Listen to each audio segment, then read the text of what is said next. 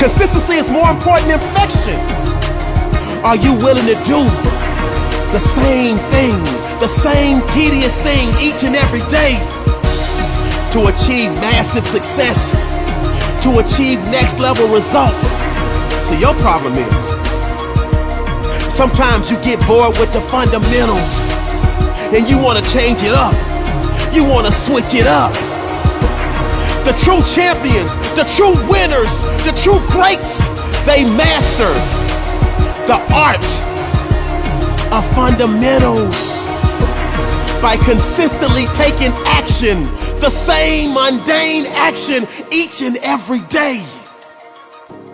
Success isn't always about greatness. It's about consistency. Consistent hard work always leads to success. The greatness will come when you make the choice, when you decide to do what you need to do each and every day. People, life will take you serious.